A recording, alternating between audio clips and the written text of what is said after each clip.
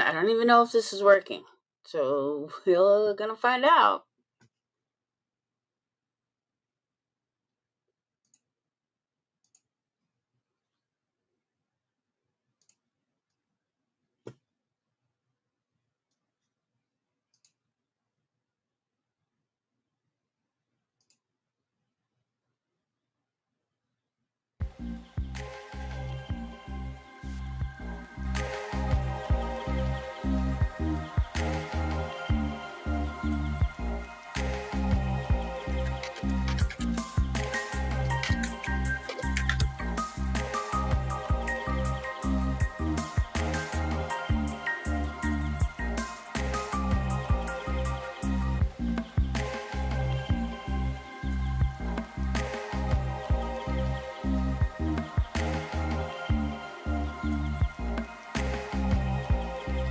All right, it's working.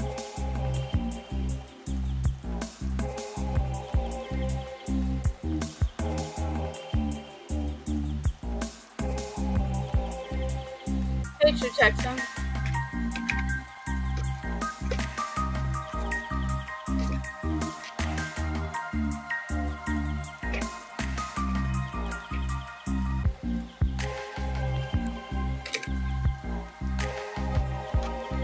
Can you hear me? Can you hear me?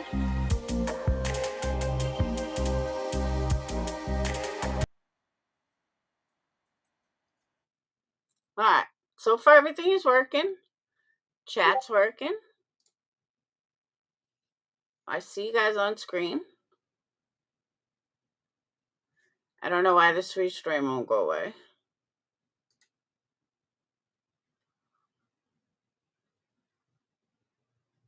Oh. All right, there you go. All right, but you guys can hear me, right?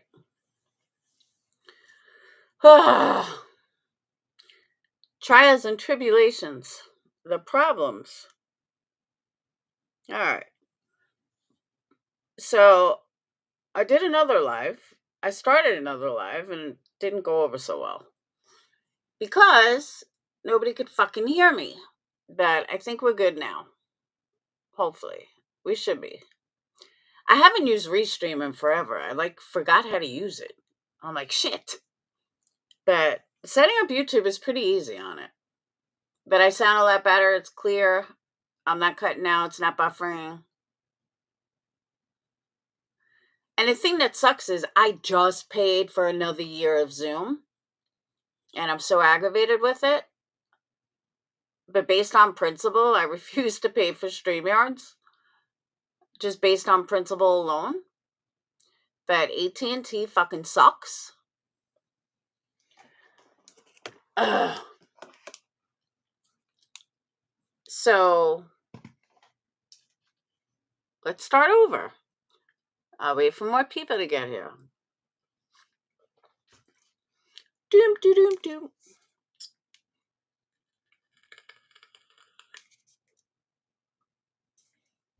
So, I hope everyone's doing good.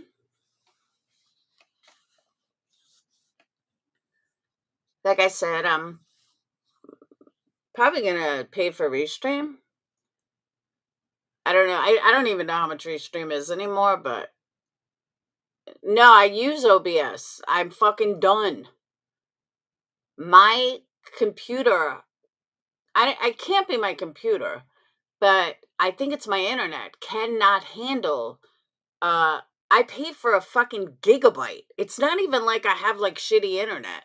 I pay for a fucking gigabyte. And I'm like, holy shit, fucking a gigabyte. And for some reason, my computer can't handle it. And Dayton's not even home. Like, can't even blame him. It's crazy. But I think, I don't know, maybe my computer needs an upgrade. I don't know. But I got to do something. Because I like using OBS. I like using uh fucking Zoom. And here I am, stuck. Stuckity stuck. So, as I said before, if you guys missed the beginning of the other life, I got in this scent of uh pistachio macaron. Oh my god, it smells amazing. If you like pistachio. If you don't like pistachio, you're not going to be that impressed. But if you're a pistachio lover, oh my god, it smells so good. I can't wait to put it on the site later. I don't even know what Starlink is. I have no idea what Starlink is. But I mean, literally, I paid for a gigabyte. A gigabyte should be enough that none of this should happen. I should have no issues. And they say, oh, it must be your computer. I was like, I don't think so. It's just aggravating. But it is what it is. What can you do? But as long as Restream holds up, I'm all right.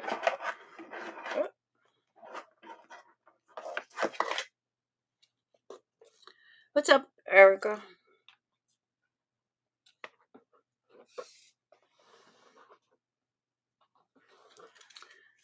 OBS always had issues. I've not used it in years. Not streamed nothing in years, so out of the loop.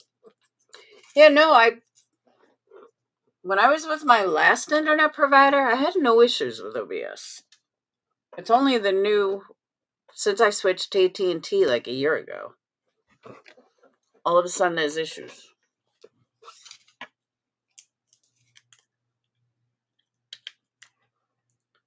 All right. What the fuck? Where is everybody? Fucking, you got 1,600 people caring about Betty for the 19th millionth day in a row. Like, why? Hey, who's your daddy? I can't comprehend how so many people give a fuck about Betty. On that fucking IGA. I walked in, I said, hey, you guys have cough drops? He said, I don't know, check the aisles. They had no cough drops. I went across the street, bro. They had the halls, bro. Only thing I had. They have cough drops. Shit's ridiculous. Starlink is Elon Musk's internet and its satellite. I have fiber, allegedly. I don't know. I don't know anything about Starlink. But damn. AT&T sucks. Shut up. Shut up, mutt. Alright. I'm holding out. I'm waiting for more people to get here. Come here, mutt. You're not even a mutt. What? People, it's okay to come in my live. You don't have to be scared. Nobody's gonna yell at you for being seen in my live. I promise.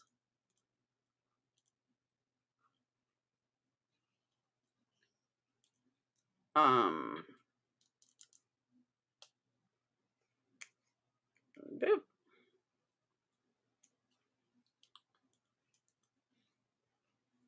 So, how y'all doing?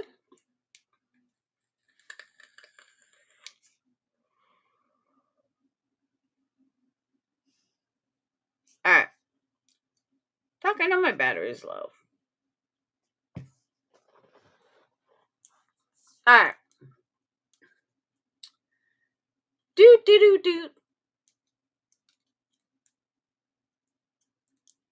You know, I'm really fed up with this bullshit already.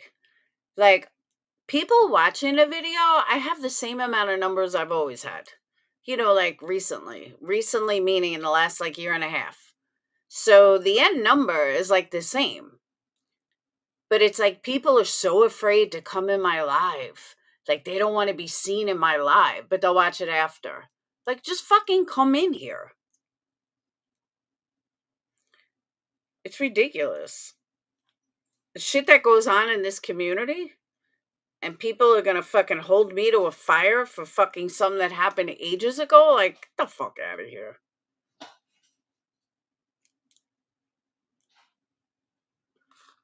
But seriously, it's okay to talk in my live. Hey, Blind Gypsy. Hey, Amber. Nobody's gonna bite your fucking head off, I promise. We need more leaders, not all these fucking followers. It's frustrating, believe me, it is. I'm not gonna lie. Like, if I was getting like 100 people watching my videos, then I could see like the low numbers and shit. Uh-oh, Amber's yup. She said, hi, beautiful Laura. That means she's yup.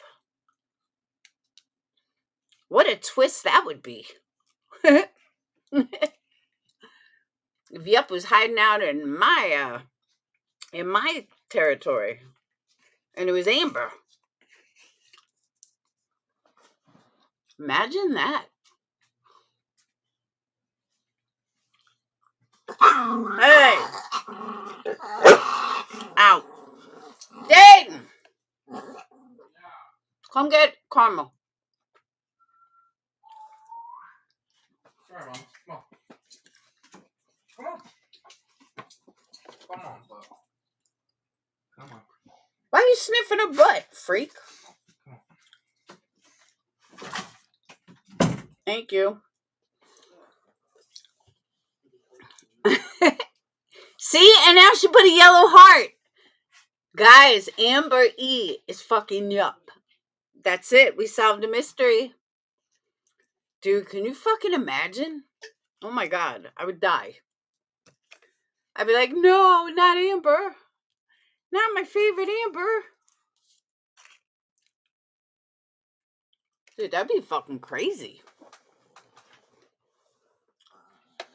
Ah. Let's do this. I'm eating a piece of a protein bar. Because I'm not getting enough protein. Seriously, though, can you imagine if Amber was fucking yup? That'd be crazy. Yeah, Amber's not someone you want to fuck with. She knows everything. She screenshots everything. And then if she hears something, she'll go back and be like, wait a second. I remember that person. And then she'll like pull up screenshots saying like what an asshole the person was. I was like, go Amber. So yeah. If you leave me a stupid fucking comment and then try to be all nice to me, yeah, you're gonna get busted. Because I may not see it, but those close to me definitely do. And they will rat your ass out in 2 seconds flat. And I'm going to say this again for the 100th time, just so everyone knows, because it was brought to my attention. Hang on. Go.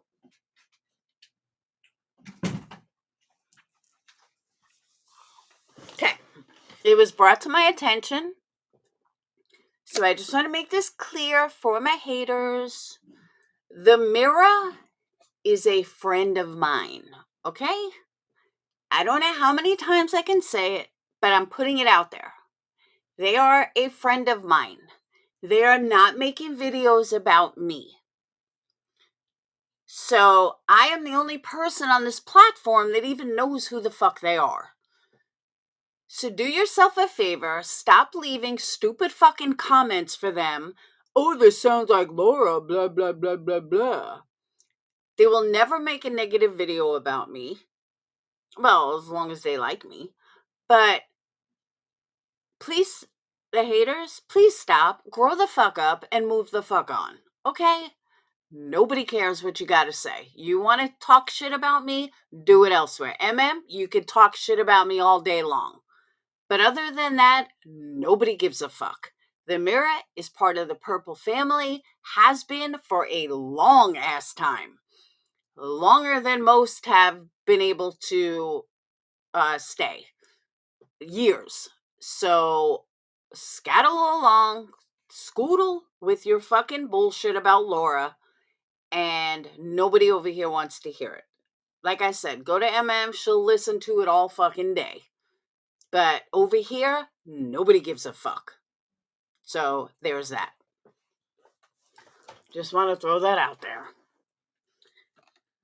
So also, all right. So let's get into this. People are scared to come in here. They don't want to come in here. I'm over it. All right. But let's do this. So the Menendez brothers had a press conference today.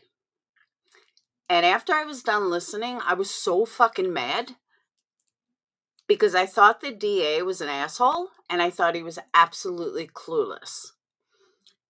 I don't know, and I will never know if the Menendez story was real, if it was fake. I don't know. But I do know that these two boys were 18. Hey, Grandma Rose, were 18 and 21 when this, according to psychology and according to everything, a brain is not fully developed until 25. People make decisions when they're young that they could regret later. Is killing your parents an extreme of that? Absolutely. But what I feel, where I feel the DA went totally wrong is they're not taking into consideration that of course they're going to lie. I mean, what else would you expect them to do? If they were trying to hide the fact they did it, do you think they're going to stand up and say, "Hey, yeah, sorry, but yeah, we don't think the mafia did it." So I fully understand the DA asking for them to apologize and own a lot of the lies. I get that. I totally get that. But at the same time, we don't know what truly went on in that house. What we do know is that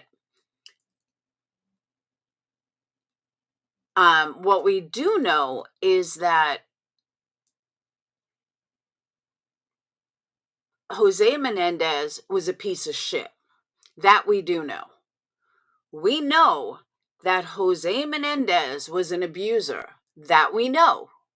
We know Jose Menendez was a cheat. That we know. We know that he was abusive towards his boys. That we know. The people that worked for him said he was the biggest piece of shit ever. This went on in the 80s. I think back to the music business and I think back to Harvey Weinstein. Even though RCA was not directly connected with Harvey Weinstein, if people that worked for Jose thought that he was a real piece of shit and a womanizer and a cheat, what makes you think that he didn't do casting couches, that he didn't, make people feel uncomfortable, like so many things? We don't know. But it was the 80s. And if they were not molested, which it's possible they lied, they still made harsh decisions at 35 years old. I'm sorry, at 21 and at 18. That granted they shouldn't have made. But there's many, many, many people across the world who have killed people that only got 25 years. And then they get out. They weren't violent criminals. There's just so many factors that come into play And the DA is so dead set against any of it. You know, you look at prison, and what is prison set up for? Prison is set up for rehabilitation, allegedly, and punishment. So if it's set up for rehabilitation, they have definitely proved that they are quote unquote rehabilitated while in prison. What pissed me off about the DA today was his exact words were, if they seem sincere, if they sound sincere, we might have a judge listen to them or whatever. The problem with that is these two have been institutionalized for 35 fucking years. How do you think they're going to sound sincere? What are you even looking for? 35 fucking years institutionalized. There is no way that they're ever going to sound sincere. And if they don't come across sincere, well, that's it. They're shit out of luck. Nah, that's bullshit. Absolute fucking bullshit. But I'm going to play, assuming my speakers work, I do want to go through the press conference because, man, did it piss me off. But there's a lot of things that was said that I don't remember off the top of my head. So hold on.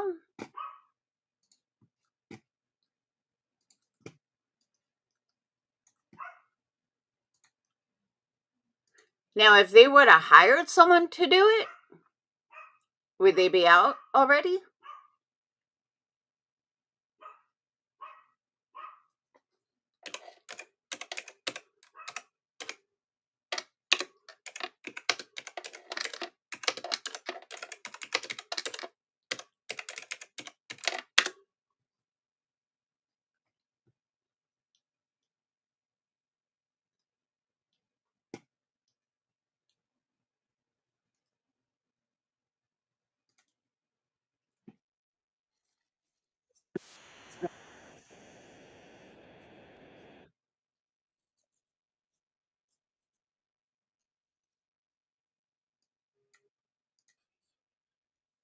All right. Hang on 1 second. It's Phoenix. Hello? Okay. Okay. Mm-hmm.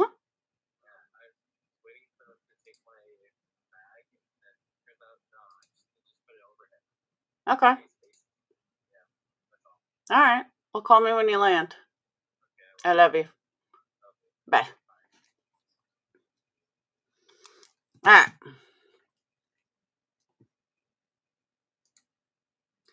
Let's see if I remember how to do this.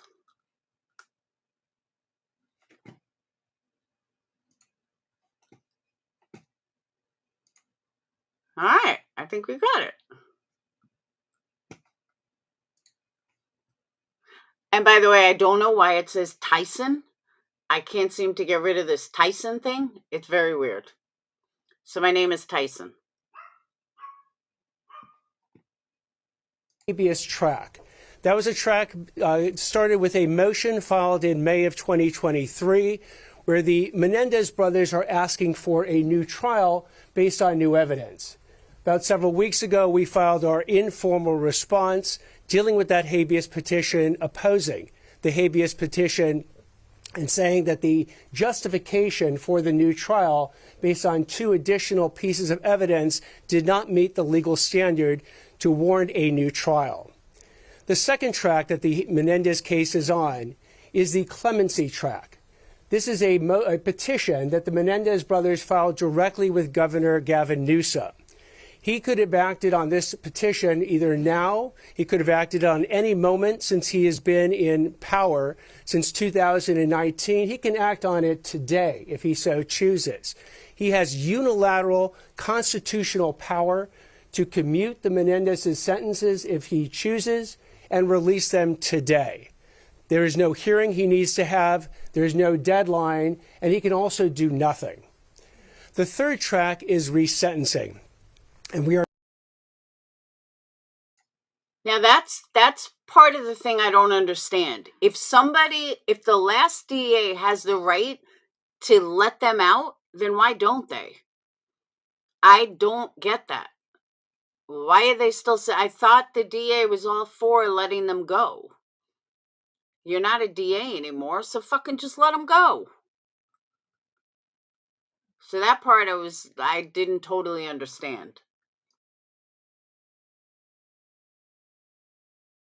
We are here today to discuss that third track. The resentencing is a law that was passed by the state legislature in California, a somewhat unique law to California, that basically gives the judge, under certain circumstances, the power to resentence someone who has been previously sentenced. In this example, potentially, the judge could resentence the Menendez brothers from life without the possibility of parole to life with the possibility of parole. Now, resentencing hearings get started in two different ways in this case. One of the ways is that the court has initiated these proceedings itself under Penal Code Section 1172.1A1. The second way it also got started is when the prior district attorney filed a motion under this code section to begin the resentencing proceedings. What the position we are taking today is that we will go forward. We are prepared to go forward with the court's initiated resentencing proceedings and look forward to a resentencing hearing on that motion. However, we are asking the court to withdraw the previous district attorney's motion for resentencing because we believe there are legitimate reasons and the interests of justice. This is when I got really pissed. You do know nothing about the case. This guy came in and knew absolutely nothing about the case. He knew nothing about the boys. He knew nothing about the trials. He still gets his facts wrong.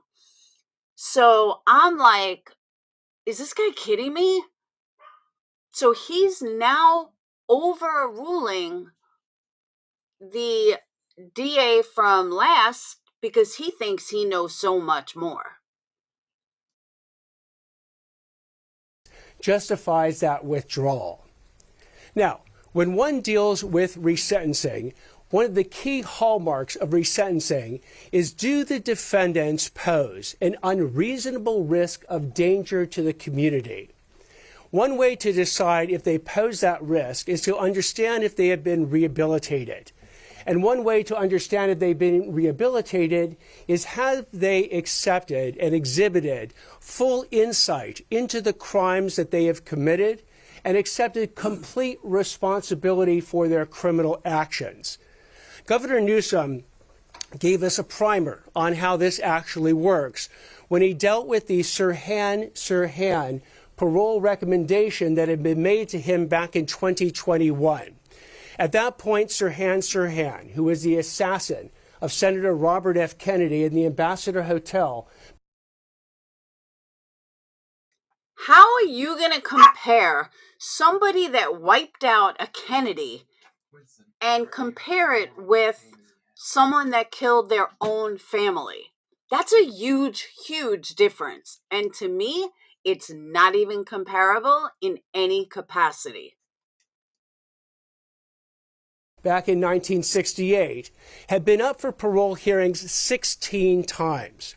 For the first 15 times, the parole board denied parole. But on this 16th time in 2021, the parole board recommended a grant of parole to Governor Newsom.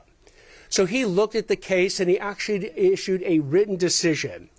And in that decision, he analyzed the factors that were both in favor of parole, and there's an analogy to resentencing, and the ones that weren't.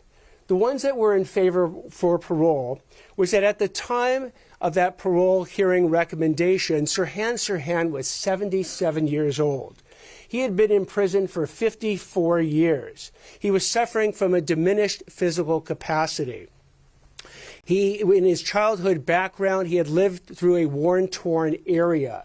He was 24 at the time that he committed those crimes. And while in prison for those 54 years, he had engaged in comprehensive involvement in rehabilitative and self-improvement programs. He earned his Associate of Arts degree. He killed a United States Senator. That's a bit different than turning around and killing your own family. It's like you can't compare someone that murders their own child as someone that murdered a president. It's just different.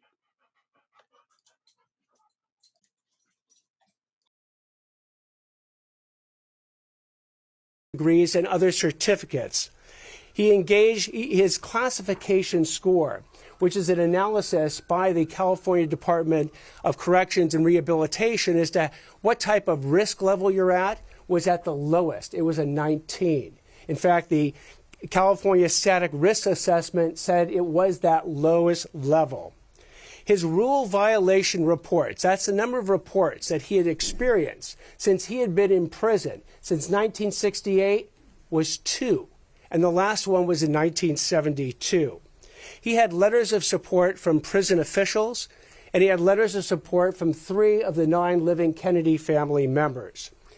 Yet the governor looked at all those positive factors, recommending parole for Sirhan Sirhan. Now it's in 2021, 2022. But he said that one factor overcame all those other factors. And that one factor is that Sirhan Sirhan had not demonstrated full insight into his crimes. He had not completely accepted responsibility for his actions based on his multiple stories of what had occurred that night in 1968. So notwithstanding the fact that he did not, he had all these positive aspects, and he had the parole board recommending a grant of parole. This guy is a fucking moron. People get institutionalized. I can't remember something that happened 40 years ago. I don't remember details of stuff that happened years ago. And I haven't been institutionalized. These people, he's asking someone of 50-something years behind bars when they just said he had a mental incapacity, however they worded it. What do they expect from them? You're not going to get a straight answer. They don't have it in their brain. They're institutionalized. They have not even basically commingled with anyone other than the same people. Imagine, all right, I'll give you an example. Think about lockdown. When everyone was in lockdown, you couldn't stand looking at your kids anymore. You couldn't stand looking at your spouse anymore. You were like, oh my God, get me away from them. This was only a month. Imagine 35 years of this, 55 years of being in lockdown. The American people, the world, couldn't handle a month in lockdown, let alone 35 years. Think about that. Think about how crazy people were in lockdown. You couldn't leave your house. You were sworn you had to stay in your house. You could watch TV. You could cook. You can, socialize with each other. You weren't allowed out. You weren't allowed to go to a store. And most people, by the end of it, were losing their minds. That's 1 month. Now add 35 years to that, 55 years to that. Being locked in somewhere for 50 years. You're not going to sound sincere. In January 12, 2022, the governor wrote that Sirhan Sirhan poses an unreasonable risk of danger to the community and denied that parole. The reason this can be an instructive case is that there are almost no cases right now on Penal Code Section 1172.1, the resentencing statute, But the focus of it is the same focus as we have in the parole context. Is there an unreasonable risk of danger to the community by these particular people? In Sirhan, he was a murderer of Senator Robert F. Kennedy, and he shot 5 additional people that night. And here we have the Menendez brothers, who are murderers of their parents the night of August 20th. How in the fuck do you compare someone that murdered 5 random people plus Robert F. Kennedy, a United States senator and part of the Kennedy family? How do you compare someone that killed their own? And you just said that Sirhan, or whatever the fuck his name is, had a horrible upbringing, unlike the 2 of them that had a good upbringing. Who they a risk to society with? Where are they a risk? Show me where they're a risk as compared to someone who kills a U.S. senator. They didn't kill anyone outside. They killed their own. Look at Skylar Richardson. She killed her own kid. She buried right in the backyard. She got a slap on the wrist. 20th, 1989. While Sirhan is 77 at the time that Governor Newsom made his decision, right now the Menendezes are either 57-year-old for Lyle Menendez or 54-year-old for Eric Menendez. They've served 35 years in prison. Sirhan served 54 years. They don't suffer from the diminished physical capacity that Sirhan does. They had also childhood allegations of physical, sexual, and emotional abuse in their childhood, while Sirhan had never been arrested or charged or convicted of any crimes before. Why is he comparing to a U.S. senator's death? These are 2 completely different criminals.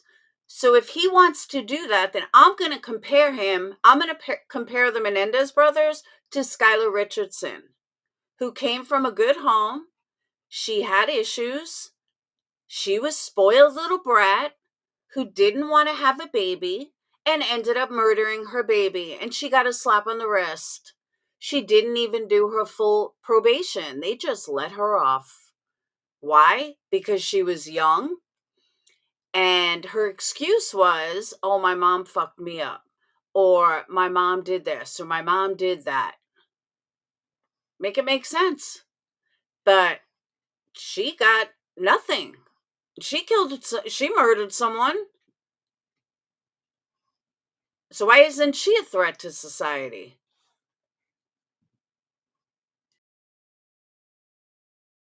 His offense, Eric Menendez had been arrested for multiple residential burglaries and received diversion, and Lyle Menendez had also been arrested for multiple residential burglaries. When it comes to rehabilitative programs, yes, both Sirhan engaged over the 54 years in significant programs, as have the Menendezes. When it comes to education that they earned, okay, the Menendez brothers started things in prison. They didn't just educate themselves. They started things. They changed things in prison. They created programs in prison. That's a big difference. They didn't just join a program. They started a program, more than one. That's a big difference that he's failing to acknowledge. Sirhan earned an Associate of Arts degree. Eric Menendez has earned multiple Associate of Art degrees and is currently enrolled in UC Irvine. And Lyle Menendez earned his Bachelor of Arts degree from UC Irvine. As far as classification scores, they're all at the same level, a 19, which is considered the lowest level you can be at in the prison system. With respect to that California static risk assessment, let's also add, they've been in prison for 35 years and have never had one infraction. Think about that. Think about being perfect for 35 years. That's fucking impressive. They're all at the lowest level. Rules violations, you had 2. For Sirhan, the last one in 1972. You have 9 for Eric Menendez, the last in 2021, and 8 for Lyle Menendez, the last in 2024. They each have letters of support from prison officials, and the Menendezes have multiple letters from all living victim family members aside from one who recently passed. And they received those letters in support of their being released. With respect to them, the key issue of exhibiting insight, full insight into their crimes, and completely accepting responsibility for their actions, this is where the Menendezes, like Sirhan. Now, let me also say, I agree with him about accepting full responsibility. Because even on parole, if you want to make parole, you have to accept full responsibility. So I get that part. And I agree with him at that instinct. But now it changes. Then he's asking for stuff that to me is fucking out there and unfair. Sirhan also falls short. As we lay out in our pleading, which is now 87 pages long, we go through a 60-page statement of facts, which is different, by the way, than the 3 pages that the prior motion had laid out as far as the crimes that are involved. And as we show, the essence of the defense that the Menendezes have maintained from the first trial into the second trial to the present day is that they acted in self-defense. They had an actual fear of imminent harm, in essence, that their parents were going to kill them the night of August 20th, 1989.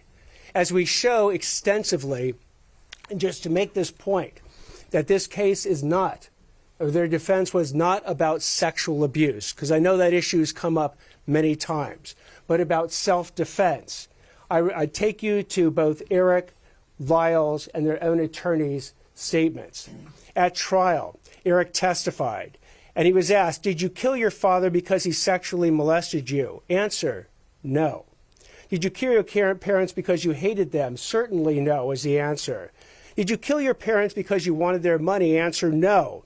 "Did you kill your parents as an act of mercy?" Answer, no. "Why, Mr. Menendez, did you kill your mother and your father?" "Because we were afraid." "What is it you were afraid of?" "I was afraid of dying." "Who were you afraid was going to kill you?" "My mom and my dad." Lyle Menendez similarly testified as well. It was asked the question, on August 20th, 1989, "Did you or your brother kill your mother and father?" "Yes." "Did you kill them for money?" "No." "Did you kill them because you wanted to pay them back for the way they had treated you?" "No." "Why did you kill your parents?" "Because we were afraid." That is the essence of their defense at trial. It was not sexual abuse. Okay, is this guy fucking stupid? Because I really feel like he's missing brain cells. Self-defense, maybe, I mean, I don't know the law exactly, but self-defense doesn't necessarily have to mean in that particular moment, I think. Self-defense could be exactly what they said, that if they went public, assuming that the charges are real, that if they went public, their father was going to kill them. So they acted before their father acted. That's what the self-defense that they're talking about. So he's making it out like self-defense must be in this moment. And I don't believe that's how the law works. I'm not 100% as soon as I start playing this again. But as far as I know of the law, self-defense does not have to mean in that exact second. And he seems to be missing that. Me neither, good vibes. The jury was never asked to render a verdict on sexual abuse. It was all about self-defense. In fact, Eric Menendez's attorney Leslie Abramson said, "We have never said that because you're abused, you're justified in killing your abuser. We didn't argue that and never will." So the question then is, have the Menendezes exhibited insight into the fact that their self-defense defense was fabricated? And as we go through... Okay, I stand corrected. I was wrong. In order to use a self-defense claim, it has to be in that moment. It cannot be future. So I am completely wrong. I stand fully corrected. I should have checked before I opened up my mouth, but I didn't. But I'm correcting it now. Yeah, in order for it to be self-defense, it must be in that moment. The iterations of their defense that they issued from the time that they were arrested until the time that they went to trial, until the present day, what you will see is that the self-defense was the last iteration and version of their defenses. Because remember, the first defense that they came out with was, "We didn't do it. That's not us." If you remember the 911 call, if you remember Eric Menendez screaming and crying when the police came out that night, he says to the police, "We're going to kill them," referring to the people who had just murdered his parents. "We're going to kill them. We're going to torture them." Who would have done this thing? The answer is the Menendezes. But their first iteration was it wasn't them. It was either the mafia or the cartel or the dirty business associates of Jose Menendez. What the fuck does this moron think they were going to say? Again, do you think they're going to openly admit, "Oh yeah, we did it"? Show me a murderer that does that. Show me anybody that's going to openly admit, "Yep, that was me. Sorry, I lied." Don't lie now. They were 18 and 21. Of course they were going to try to cover it up. Duh. Like, they're not going to just openly admit it. Of course they're going to lie. They persisted in this lie, not just the night of August 20th, but kept that lie going for months and months and months. And had Eric not confessed to his therapist, Dr. Oziel, months later, and that confession been taped, and that confession's tape been turned over to the police, they would have maintained it wasn't us. They convinced not just the media, not just the police, but their family and their friends that they were 100% innocent of these crimes. Until eventually these tapes came out, they were arrested, and then they changed to the next iterations. Because the next iteration of the story was when Lyle Menendez gets his girlfriend, Jamie Pisarek, to visit him at prison and says, "I want you to testify that my father drugged you and violently raped you," establishing that Jose Menendez was a violent rapist. Jamie Pisarek refused to do that. So the next iteration of the story was that Lyle Menendez asked Jamie Pisarek and said to her, "Well, Eric Menendez was raped by my father, but I was raped by my mother." That's a story that was then repeated to Eric and Lyle Menendez's uncle, Carlos Baralt, that Eric Menendez was molested by the father, but Lyle Menendez was molested by the mother. That iteration didn't go forward. The next iteration that ultimately came out at trial and just before trial was that both boys were molested by the father. But as you heard a moment ago, that wasn't a defense to the charges of first-degree murder with special circumstances. Because you had to add one more thing that the jury was now going to consider, is not just that they were sexually abused, but they were actually in actual fear of imminent harm, of their lives being taken by their parents the night of August 20th, 1989. So self-defense is... He just said exactly what I read. that exactly the way he just put it is self-defense. That they would have had to been in fear that night at that moment. Is the defense that they set forward at the trial. But what we show in our pleading is we go through the timeline to show that the Menendezes have basically engaged in not just the ultimate lie of self-defense, but a whole series of lies around it. And they took actions that were both premeditated and deliberate, not just sort of immediate responses to their parents somehow threatening them the night of August 20th.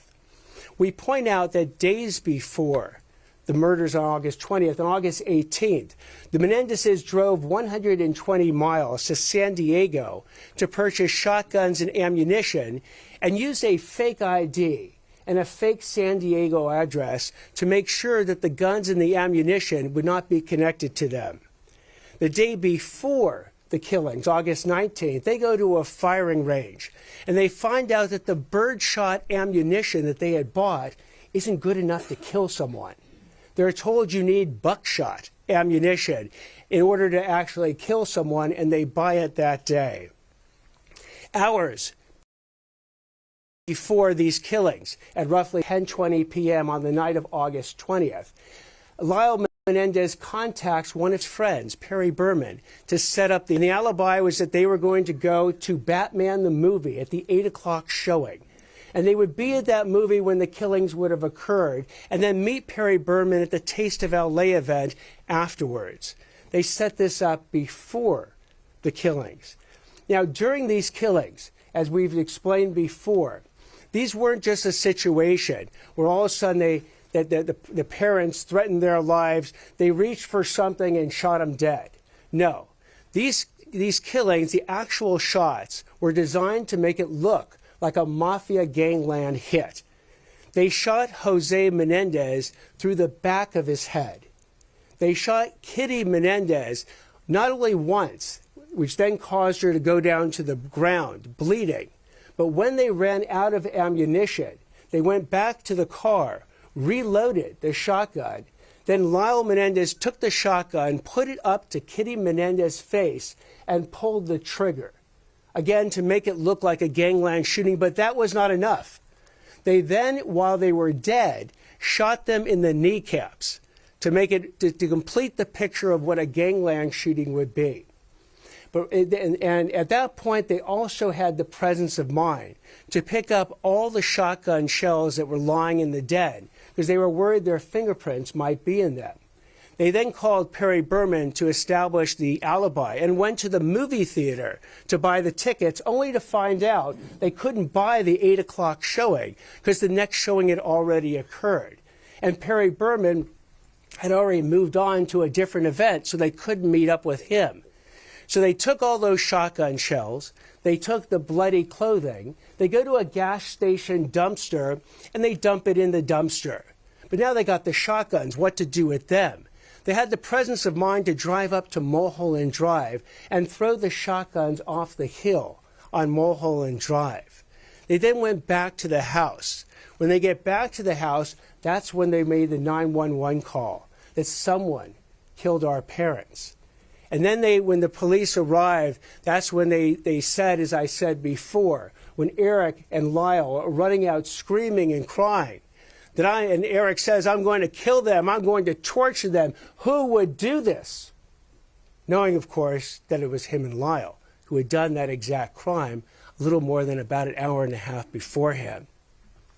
So you had a situation then where thereafter they engage in this deception, the mafia hoax, the lies to their friends, their family, the media, and the police. And what's interesting as well is the action. Okay, so I was looking something up. That's why I was playing for so long. If anything, Eric should be out of jail. Eric should get parole. Eric was 18 years old. And according to California law, even on capital sentences, he should, because he was 18 and under, he should be allowed to have parole. California set this new sentencing that anyone up to 18 has to have life with parole. So technically speaking, Eric should have parole, and he doesn't. Actions they take immediately afterwards. If these were kids that had just lost their parents, you would think the last thing in their mind would be to check on where the will is. But sure enough, within 48 hours, they go ahead and obtain the computer that they believed a new will had been written on, disinheriting them, bring in a computer expert to delete and then double delete all the files dealing with Eric, Lyle, or Will that are on the computer. Go ahead and remove the safe from the family home into a neighbor's home to look at the safe only to determine there was no will in that. And then even go to the bank safe deposit box to go ahead and see if Jose Menendez had put the new will there, disinheriting his sons as he told them he was going to do. So the story again keeps going on, and today Eric and Lyle Menendez, at least from the beginning, fully expected for them never to go to prison because they had successfully convinced everyone that they didn't do it until they spoke to Dr. Oziel. And Eric, feeling pangs of guilt, feeling even suicidal, talked to Dr. Oziel and basically told Dr. Oziel that they had done it. When asked their father, they didn't mention self-defense. Why they killed their mother that night, they didn't mention self-defense. What they said about the father, what Eric said, is that he was a controlling, dominating force, and that is the reason that he was killed. When he was asked about the mother, he said the mother would be a witness to the crime, so she had to die. That the mother was so miserable because the father had had an affair that we needed to put her out of her misery. That the mother could not live without the father, and if we were going to kill the father, we had to kill the mother. What doesn't happen in any of the taped conversations with Dr. Oziel, and I personally cannot even believe that this guy is quoting Dr. Oziel. Anybody that's followed this case, what he did was so fucking unethical and disgusting that it should have never been even allowed in court. And if they were to redo, like, it's almost like using, it's almost like justifying, what's it called? When people kill drug dealers and say, well, I wiped him out, he was a drug dealer. Okay, you still can't murder him, though. Dr. Oziel was the most unethical motherfucker who should never have practiced what he did, had his mistress involved in it, threatened her life. Like, he was so unethical. The fact that this guy is quoting and allowing everything that happened is fucking vile. Someone that's that unethical could have easily changed his notes, could have easily cut out things in recordings. Who knows? But I'm sorry, there's nothing ethical about this man, and nothing he did or said should ever have been brought into a courtroom at all.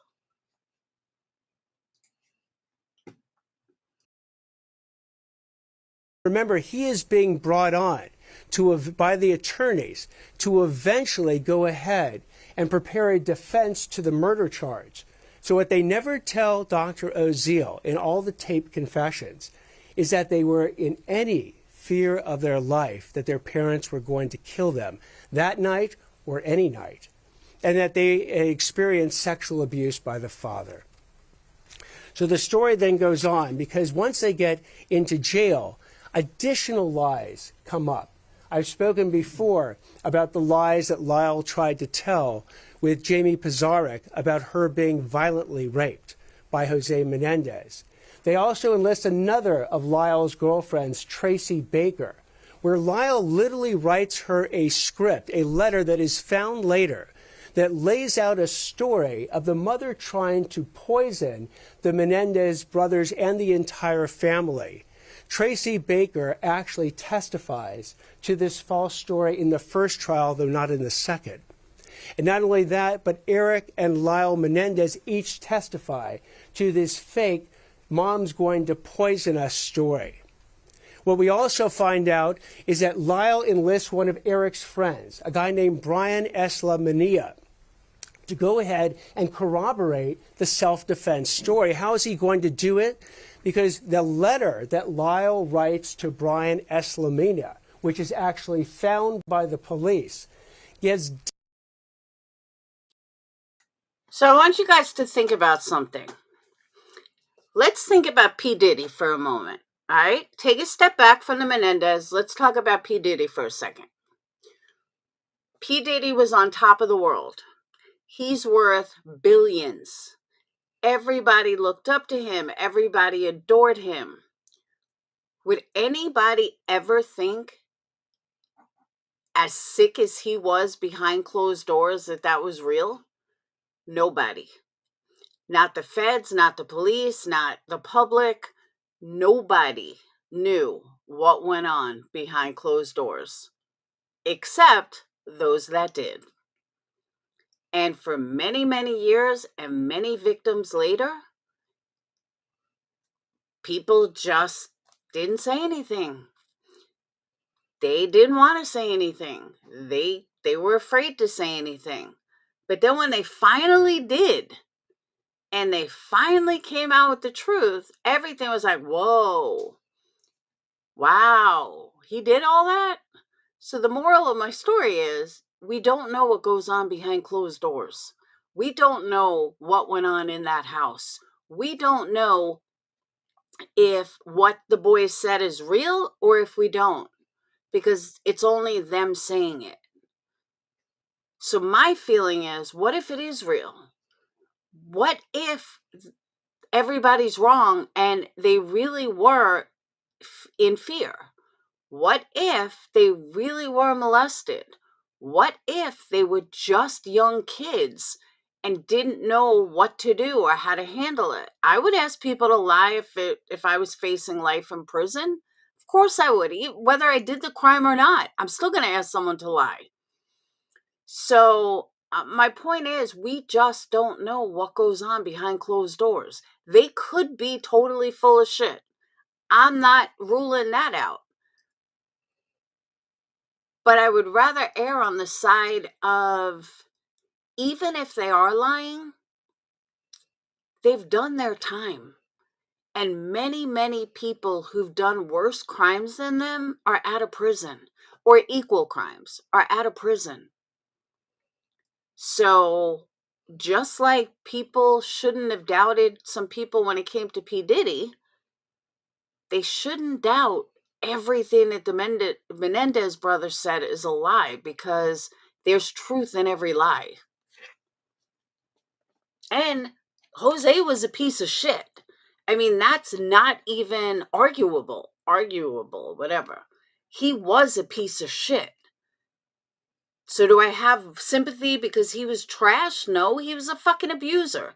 He was a lying, cheating abuser. Plain and simple.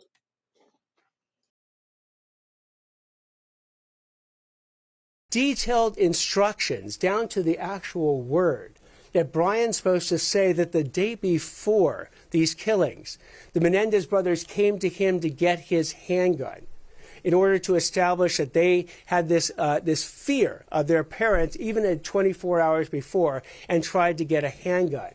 That is actually disproven. And when it's disproven, again, Brian... Another example, Harvey Weinstein. Yeah, everyone heard about the casting couch. People said that he did the casting couch, but nobody believed it. Everyone said the girls were lying. There's no way that Harvey Weinstein was such a horrible fucking person. But look at that. What went on behind closed doors was as sick and disgusting that put him in jail forever. Who's to say that Jose Menendez wouldn't be sitting in prison right now, just like Harvey Weinstein, just like some of the others that have been busted for years of abuse against people. Someone that's an abuser in their work, in their life, does not treat their kids with respect. They treat their kids like fucking trophies. Sexual abuse aside, they treat their kids like trophies. Not, they're just don't live good lives.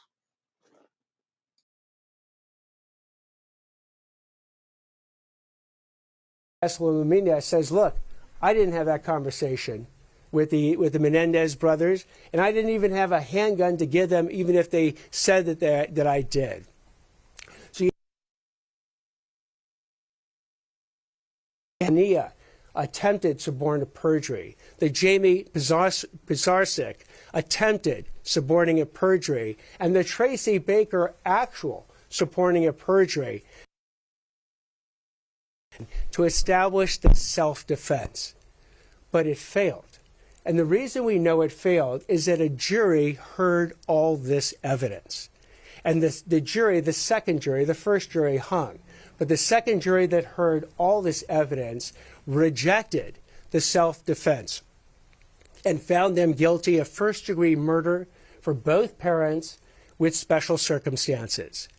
And what's also important to note is that this conviction has been run by 5 different courts over the last 30 years. It went to the California Court of Appeals. It went to the California Supreme Court twice. It then went to the U.S. District Court. It then went to the U.S. Ninth Circuit Court of Appeals. Okay. For a district attorney to put this out in the public really pissed me off. And here's why. He knows that a court of appeals, they don't get a new trial. The only thing that the appeal courts look at, was there an error by the judge? Was there an error in the courts? Not new evidence, not new this. So yeah, it went through every single appeal board, but they all had the exact same thing to go on. The trial transcript. That's it. The DA knows this, but the DA is putting it out there like they've had trials with 5 different boards. They've had trials and, they were able to present new evidence when none of that is true. And he knows that. The odds of an appeal board completely turning over your case are slim to none. That's why 99% of appeals say affirmative. We agree with the trial court, affirmative. The only time they change it is if there was a gross misjustice that happened from the judge or the courts, meaning it turns out that a juror was, fake, or, juror was slamming the judge, something like that. Not having that, the appeal board does nothing. And I've seen this for years, that so many people think the appeal board are like saviors. The appeal boards do nothing but look at the original trial transcript and see, was there an error made? Did the judge fuck up? Was there a juror? What was the error that you want an appeal based on? It has nothing to do with new evidence. So again, the fact that he's putting it out there like it went through 5 different things, all that says is the transcript was tight. That's all that says. And it says that they couldn't find an error made by the courts. That's why it went through 5 different appeal boards. But every single appeal board is going to come back with the exact same notion. You could tell by the first one. If the first one didn't find anything, then odds are the second, third, fourth, and fifth are not going to find anything. That's just the way appeals work. And so many people don't realize that. And he's putting it out there to the public like differently than he needs to state exactly what an appeal is and what an appeal is not. The Menendezes have brought up every single argument that they bring up now about the faulty jury instructions, the exclusion of certain sexual abuse evidence at the trial, about certain other court rulings, and it's been rejected and rejected and rejected over and over and over again. So, in looking at then whether or not the Menendezes have exhibited the full insight and complete responsibility for their crimes, they have not. Because, and we outline this in 20 different lies that they have told, which is an attachment to our submission. They have told 20 different lies. They've actually admitted to 4 of them, but 16 lies remain unacknowledged. They persist in these lies to this very day. So like with Sirhan not being able to exhibit full insight into his actions, so too have the Menendez brothers failed to exhibit full insight into their actions. Let me give you 4 examples where they've actually admitted to the lie. Eric and Lyle lied on the 911 call about just discovering their parents' bodies. Again, when they were found out and the tapes came in, they admitted to that lie, and I mean the lie of the 911 call. The second lie that they've admitted to is that they lied to the police, family, and friends and the media about their involvement in the murders. Again, when their confession came out on tape. This is so stupid. Of course they're going to lie about it. What do you expect? But yes, they should come clean about that. I totally agree. They had to admit to that in the first and the second trial. They admitted that they lied to the police, family, and friends, suggesting the mafia was involved in the murders. And Eric admitted that he lied when he told his expert psychiatrist, Dr. Vickery, that his parents would kill him because his father's homosexual lover warned him that he was in danger 2 days before the murders. This is something that Eric Menendez told Dr. Vickery, and then months and months later finally recanted and told Dr. Vickery that that was a lie.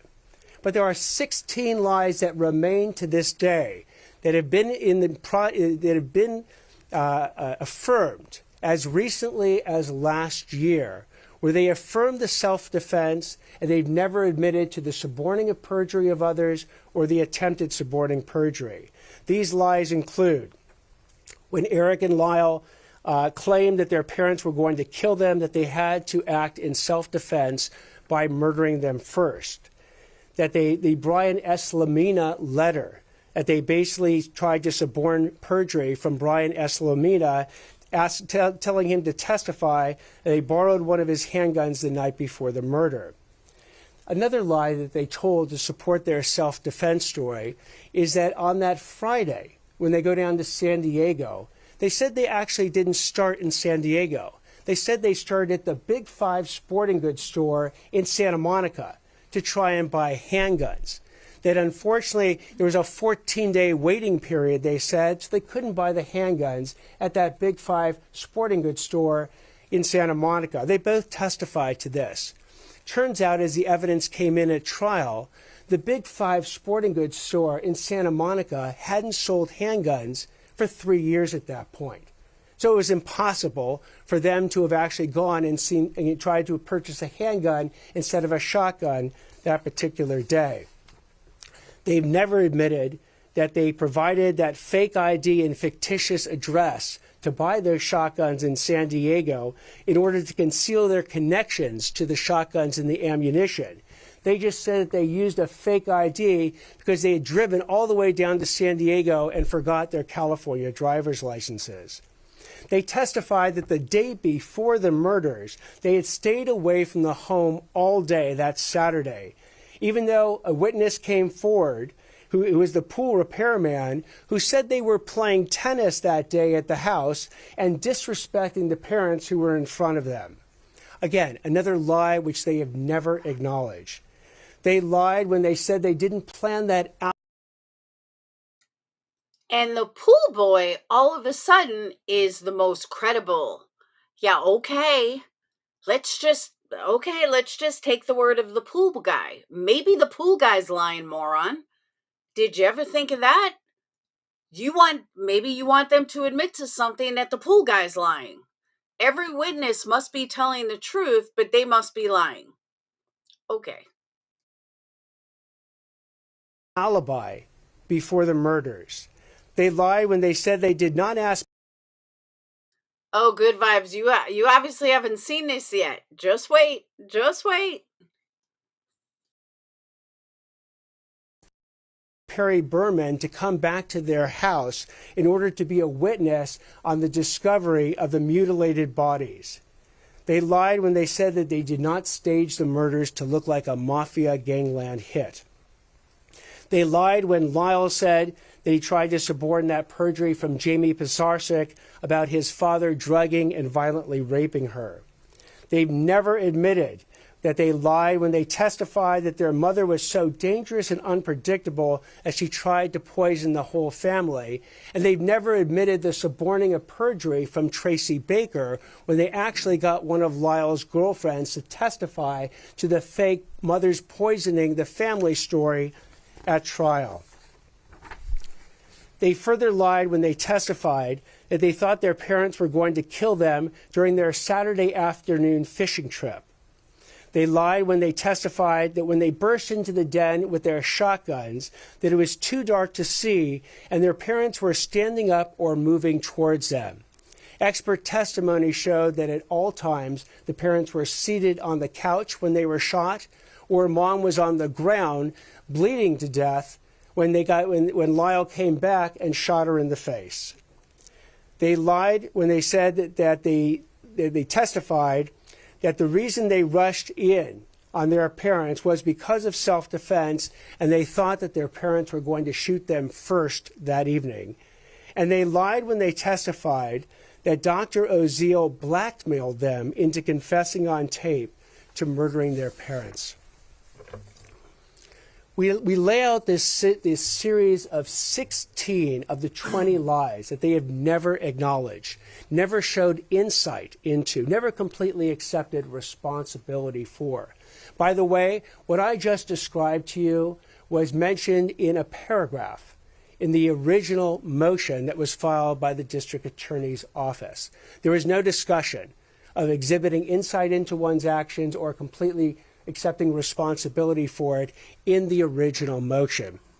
So we are basically, in some ways, offering a path to the Menendez brothers. And here's what the pathway looks like. If the Menendez brothers at some point, unequivocally, sincerely, and fully accept complete responsibility for all their criminal actions, acknowledge that the self-defense defense was phony, and their parents weren't going to kill them the night of August 20th when they murdered them in cold blood. Acknowledge that they suborned or attempted to suborn perjury in all the various ways I have outlaid. If they go ahead and finally come clean with the court, with the public, with the DA's office, with their own family members, and acknowledge all these lies, and then can be said to have fully and completely accepted responsibility for their actions. In the future, the court can weigh these new insights into making a determination as to whether they now qualify for rehabilitation and resentencing.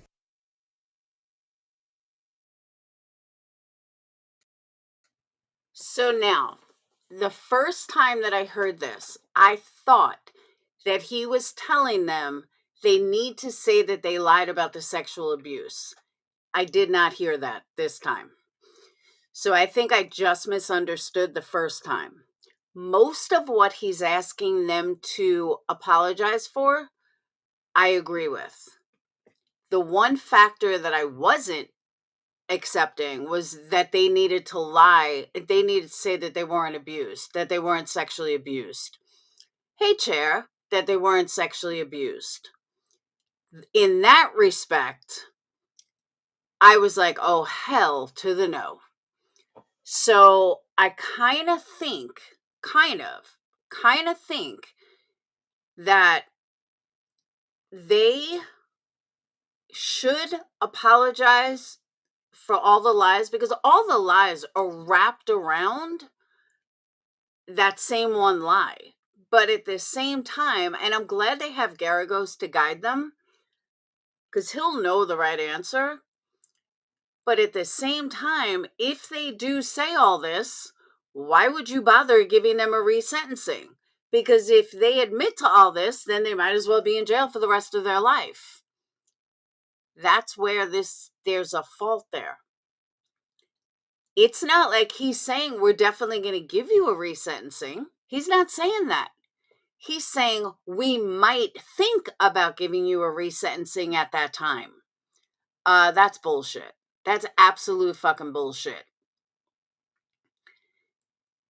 I'm sorry, but no. If they admit to all the lies, then you give them a resentencing hearing. Period. End of story. Not this bullshit. Well, we'll think about it. It'll be better in your favor. There's no reason.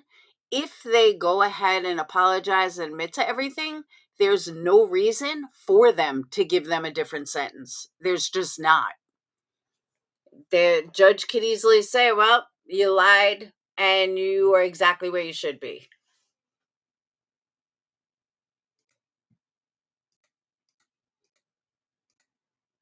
Oh, by the way, Chair, good vibes. I forgot to ask. Did you guys get the lotions yet?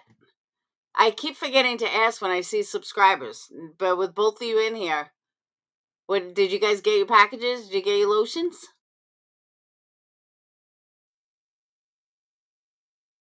Presented. It's unequivocal, sincere acknowledgments of all the lies they have told for the past over 30 years.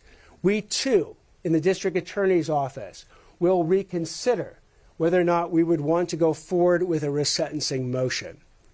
But for now, while the Menendez brothers persist for the last over 30 years about their self, that they did not suborn any, then they do not meet the standards for rehabilitation. They have not exhibited the full insights and accepted complete responsibility for their actions. By the way, in the Sirhan case, they pose an unreasonable risk of danger to the community, and the resentencing should not, therefore, be granted. I'm going to stop now.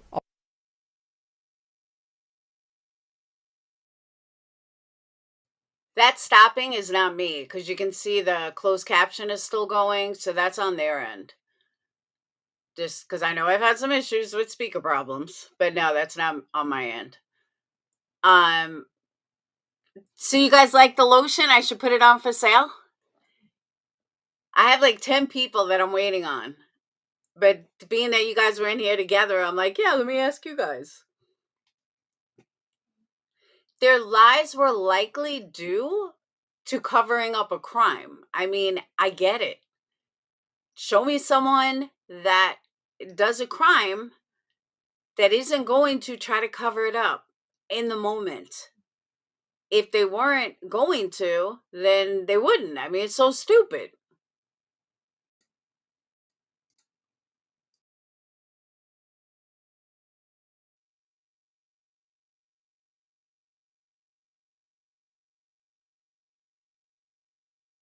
All right, we are having some situation there with the video, but what you are hearing is that the district attorney is saying the mom and dad want to have that risk assessment done before it has the final resentencing hearing. Yeah, can you just clarify? So obviously you've laid out this case. This file motion will be in the file no matter what, but you cannot pull back Gascon's motion. You're asking the court to pull that away. If they decline in this hearing, the court will then have to weigh both motions equally. How does this play out in that? Effectively, yes. So what will happen is, again, you have, in some ways, double motions going forward. And in looking at the different motions, we have now analyzed the original motion filed by the district attorney's office and saw that in no way, shape, or form did they deal with what we believe to be one of the key issues, this exhibition of full insight and complete responsibility for one's crimes. So we are pulling back or asking the court to withdraw that motion, while we're also indicating to the court that we're prepared to go forward on the court's own motion for resentencing. Considering all the facts that you brought up, do you think there's any chance the Menendez brothers are going to get out of jail in the next few years? Again, we have laid out a pathway for the Menendez brothers to potentially get out of jail. It requires them to finally, after 30 plus years, fully acknowledge and completely accept responsibility for the entire breadth of the crimes and all the lies that they have told, including their defense at trial of self-defense. If they go ahead and do that, and they do it unequivocally, and they do it sincerely, ultimately the judge is the final arbiter of the sincerity and whether or not this is just being done to please someone, or whether or not the Menendezes have fully come to grip with the lies that they have told. Again, they had no problem at trial coming to grips with the fact that they had lied for over 6 months to the police, the media, their family, and their friends about the fact that they never did it, were not involved at all, and it was the mafia that had actually done the hit on their parents. So they have a history of acknowledging some lies. I'm hoping that they continue with this evolution of themselves, their improvement of themselves, to finally come to grips with the acknowledgement of the totality of their crimes and their lies, and at that point very well entertain the idea that they have met all the criteria. See, that's what I'm talking about, that words. Well, we might entertain the idea. Why would you? If they admit to they lied about everything, why would you entertain it? Then there is no reason for them to do what they did, and that's exactly why they belong in prison for the rest of their life. I said earlier, I'd be like, fuck you. I'm not changing my story. I'll admit that I lied about, X, Y, and Z, but I did fear for my life, and I'm not changing it. What's up, John?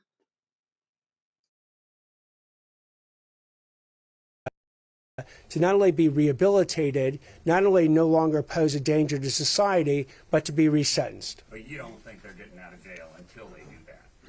Our position is that they shouldn't get out of jail. Now, ultimately, that is a position. We bring that position to the court. The court can agree with it, the court can disagree with it, or modify it in some respect. I'm sure that the Menendez's lawyers will be arguing that the court should go forward now with the resentencing. I've spoken to the Menendez family members. And by the way, I spoke to the Menendez family members who support the Menendez brothers before I spoke to Milton Anderson, who recently passed. I spoke to him after I spoke to the Menendez family members, and they certainly would like him out, or them out, tomorrow. And they'll be encouraging the judge to do the resentencing now. But as we have looked through the facts and the law, and that's what's governing our opinion. It's not emotion, it's the facts and the law. They have failed to meet these requirements to show that they are no longer an unreasonable risk of danger to the community. And that is why our position is that resentencing, if it occurs, they shouldn't actually be resentenced. Sir, Have you notified the family? Have you called the family by any chance and notified them of your decision today? We have not actually spoken directly to the family today. We filed this. See, here's the thing. If, and I say if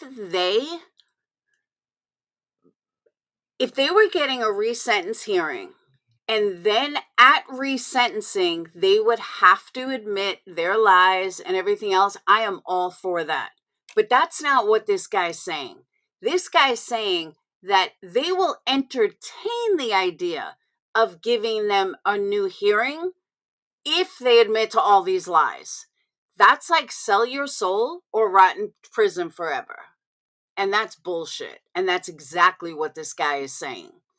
So again, There's nothing wrong with, just like if they were seeing a parole board, they would have to, admit to all their lies. I would be okay with that. But the fact that he's so like, well, we'll entertain that. No, you won't. You're not going to fucking entertain it. You're going to use that as clout against them. And I would love to be a fly on the wall to what Garagos is going to tell them to do, because I just don't know. But I do know that after 35 years in prison, these guys are institutionalized, and there is no way that you will get a sincere apology out of them like you would somebody on the street. 35 years in prison. They are like fucking soldiers. You're not going to get a sincere, I'm so sorry. You're not going to get tears. They can't. They're institutionalized. This is bullshit.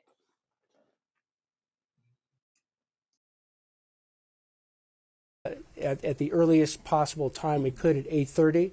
We're having this press conference at 10. But when I spoke to the family before, it was an over 3-hour meeting with the family members, the over 20 family members that support the Menendezes being released. And we talked about their rehabilitation in prison. We talked about their beliefs of what happened at the time of the crime. We had a very wide-ranging conversation, and I sat there and I listened to it all. But it does not eliminate the fact that in order to show a full and complete acceptance of responsibility and show full insights into one's criminal actions, that as we have laid out in detail, the self-defense defense was a fabrication. They need to admit to that. They need to admit that they suborned or attempted to suborn all the perjury. And at that point, we might be in a position, if they do it sincerely and unequivocally, and recommend resentencing. Okay, so what I gather about this entire press conference, correct me if I'm wrong, but what I think this guy is getting at is just admit that self-defense was bullshit. Now, based on the law of self-defense, he is 100% right. They were not in imminent danger that night because they wouldn't have known that. They wouldn't have known that their parents were going to kill them that night for no reason before they even said anything to anybody about the sexual abuse. So I absolutely agree with him here. But it's a very sticky situation because once you admit that, then all doesn't matter anymore. You just admitted it. And you just admitted that the only defense that you probably didn't even understand because you were so young. Hey, I've studied law, and I did not know that in order to use a self-defense claim, it has to be imminent danger right then and there. I did not know that. There is no such thing, at least in the state of California, there's no such thing as self-defense of a future event. What they had stated over and over and over is that they believe that if they told the truth about the sexual abuse, their father was then going to kill them, which makes perfect sense. But that's not a self-defense claim. So what this guy is trying to say is get rid of the self-defense claim. If you guys will admit that the self-defense claim, now if that was me, I would say I did not understand what the self-defense claim was. I was 18, I was 21. We knew that our father was going to hurt us outside or after the fact. No, they're not making them say they lied about the essay. That's what I thought earlier, but that changed. John, you know you love her. So, you know what I'm saying? Like, I get what he's saying, but it's a very tough situation to be in. Mark Garagos, I would love to be a fly on a wall and hear what he's going to say. because I can only imagine which way he's going to go with it. But my response would be, I don't know what I would do, but I didn't understand what self-defense was at that time. That's what I would say. John, I don't even understand Substack. I'm on it. I don't even get it. Like, I'm like, what am I supposed to do on this? I just went on it last night. I'm like, all right, what am I supposed to do here?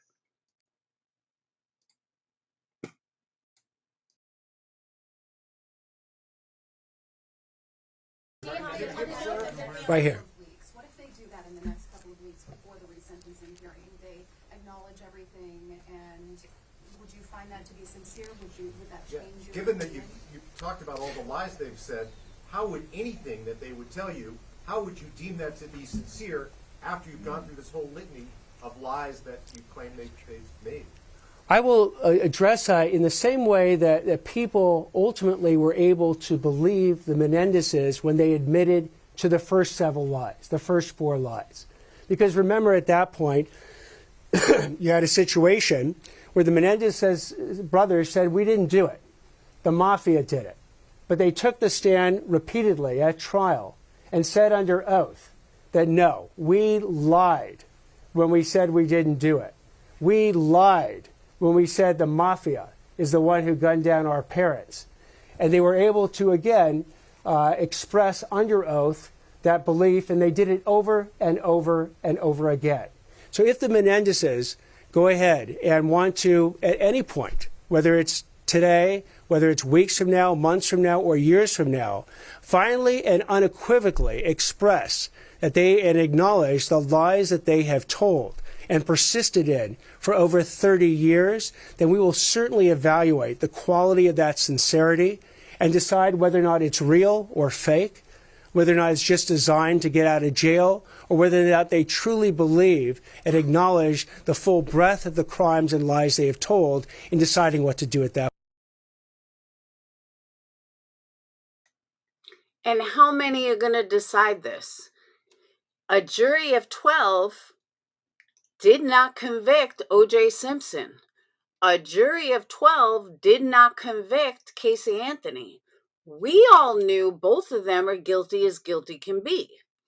We all looked at it and said, what the fuck is wrong with these juries? So it's kind of like beauty is in the eye of the beholder. Their sincerity is based on what? Everybody's going to interpret something differently. They could be totally sincere after 35 years in prison. How are you going to automatically say that, oh, well, we didn't think it was sincere? Well, who the fuck are you to decide what's sincere and what's not? So it's little things like that then you're going to try to sound fake because you want to sound more sincere, because if you just are yourself, you may not be sincere. I really think this is all one big fucking setup to put them in jail forever and be justified by it. That's honestly how I feel. And I would love for Garagos to give a press conference.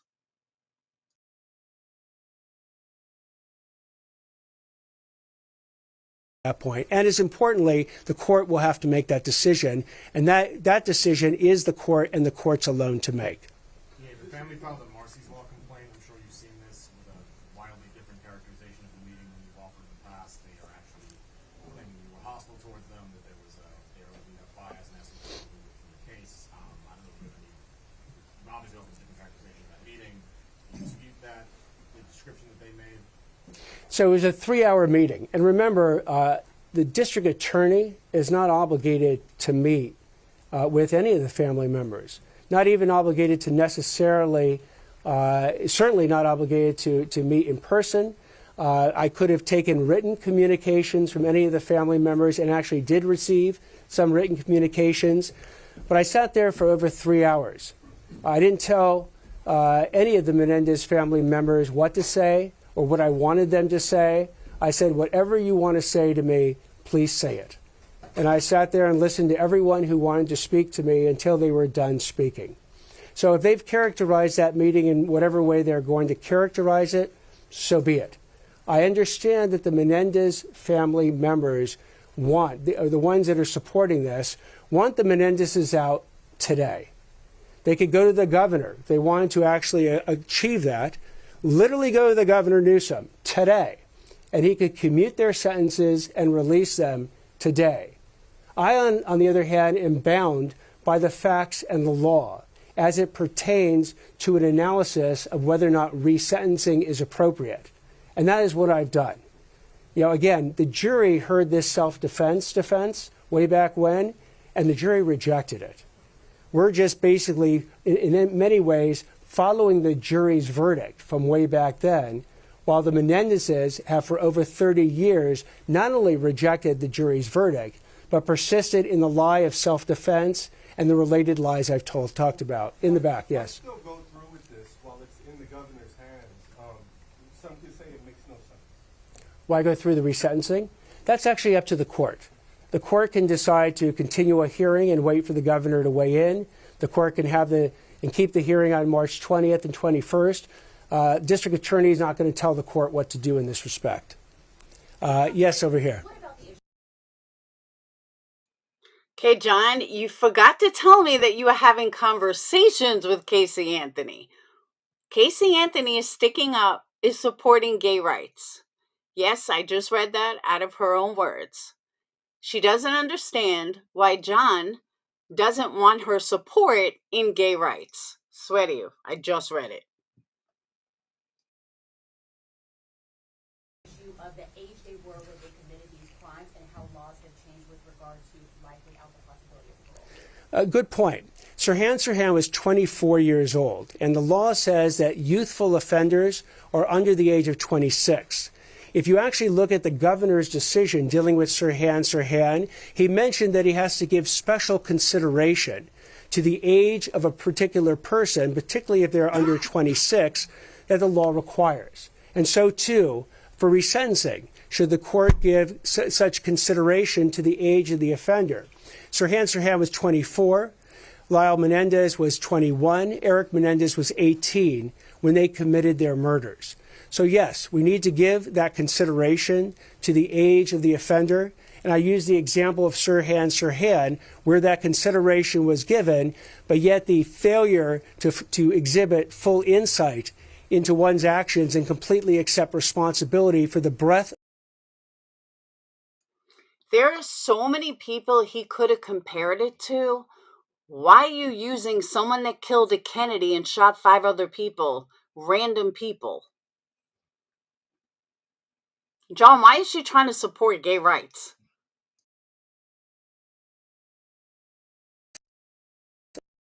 Of one's crimes overcame the pro-parole factors that the governor considered. Going back to what the family had claimed in their letter to the U.S. Attorney's Office, beyond how they framed the meeting, they say in an ongoing way you are biased against the Menendez brothers. How do you respond to those things? I am not. As I've said, not only am I not biased, but I will follow the facts and the law wherever they take us. And in fact, so much so that I've explained in quite long detail exactly where the lack of insight into their criminal actions occurs. I've outlined 16 different lies, 20 lies total, 4 of which they've acknowledged, 16 of which they have not. So I've outlined a pathway in the district attorney's position on how the Menendezes could exhibit these new insights. Now, whether they're sincere, whether they're unequivocal, that's between the Menendezes and mostly the court as to whether or not the court actually believes them. But if that were to occur, then I've said the district attorney's office, if it believed that these new insights were sincere and unequivocal, then we would reconsider whether or not we would go forward on a resentencing motion. You referenced your new filing is 60 pages, and the filing from the previous DA's office was just 3 pages. What I meant to reference, if I wasn't clear, is our statement of facts dealing with the crime was 60 pages. The statement of facts dealing with the crime in the original motion was 3. And if you look through, I'm sorry? Do you think that was incomplete? Do you think they did a poor job or poor framing? I think it was incomplete because they never undertook the key analysis of whether or not the Menendez brothers have exhibited this full insight into the breadth of their criminal actions or completely accepted responsibility for all of them. As a result, we spent, and also the original pleading focused mostly on the probation report, statements made in the probation report. We went to the trial. If you actually look at our 60 pages, there are references to trial transcripts. There are references to court appellate opinions that analyze the facts. We didn't rely on a probation report where a probation officer is summarizing testimony, where that testimony is not under penalty of perjury and not subject to cross-examination. We went back to the source materials. Now, what was involved in that? It was a review of most of 50,000 pages of trial transcripts from 2 months-long trial, thousands of pages of prison records, hundreds of hours of videotaped testimony. We also spoke to prior prosecutors, defense counsel, the Menendez family members, as I mentioned, and law enforcement. So we did as best over the last several months a full debrief and download on the Menendez case to arrive at the position that we've arrived at today. I'll take one more question right here.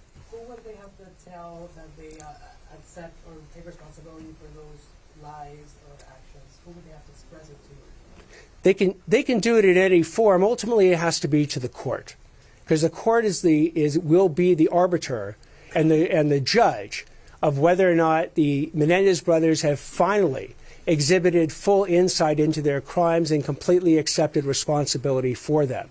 So, however the Menendez brothers want to convey that sincerity and that unequivocal admission that they have lied to everyone for the past 30 years on their key defense of self-defense, suborning perjury and attempting to suborn perjury, I will leave to the Menendez brothers and their counsel.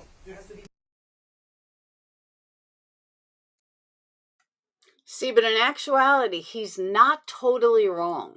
He's not saying you have to say that you lied about the essay. He's just saying admit that you lied about the self-defense, which according to the law, he's right. Especially because the cops say that, they were sitting down when they were murdered. They weren't a threat to anybody. So, I don't know. I just feel like Aragos is going to tell them, I don't know. I just don't know. Because again, I feel like if you admit that you lied about everything and that you knew that it was fake, there's no reason to give you a resentencing because you did it. And then you get your hopes up and now everybody hates you because you lied. I personally would say that I did not understand, and we weren't in imminent danger, but we did think that they were going to kill us if we told anybody about the essay. But then they're going to say that that's kind of like a but. So I don't know. I just don't know. It can be in any form. They can do it with declarations. They could do it with videotaped testimony. They could do it at the actual hearing itself. I'm not going to in any way suggest how they do it. They have a very qualified counsel who can advise them how to do it. It's up to them, though, on whether or not they want to do it. All right, I'm gonna stop right now. I will turn it over to Maria Ramirez for any one-on-one interviews. And we're listening to newly elected DA, LA County DA Nathan Hochman, giving a little update on the resentencing proceeding for Lyle and Eric Menendez.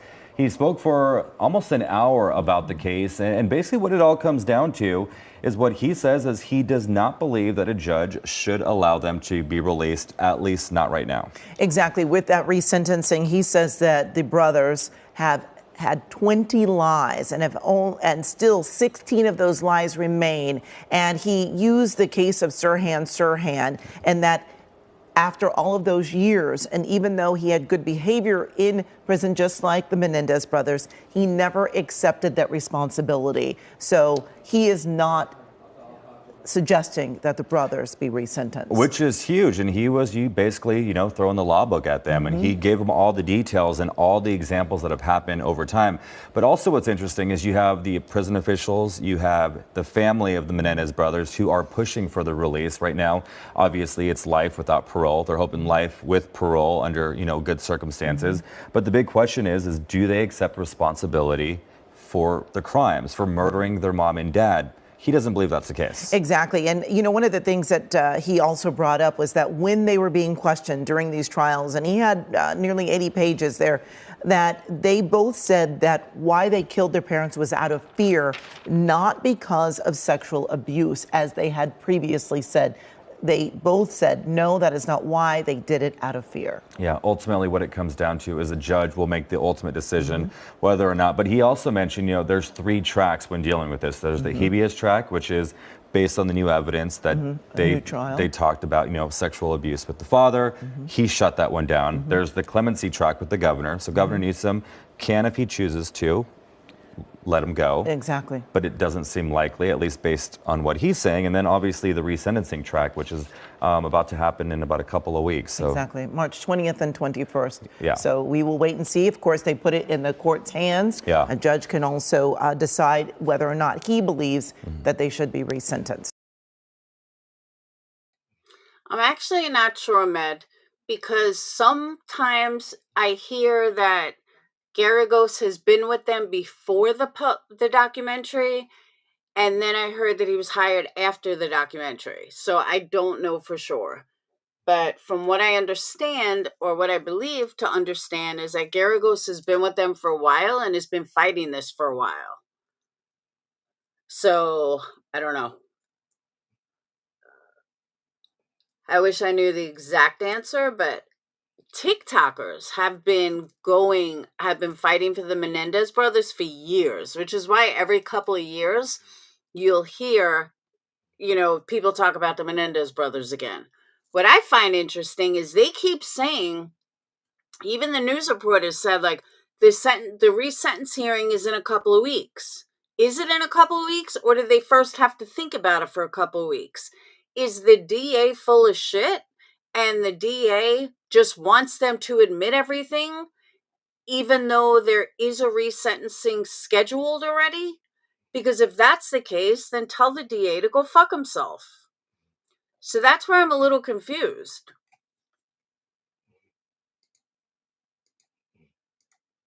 Oh. I'm going to look that up. Hold on.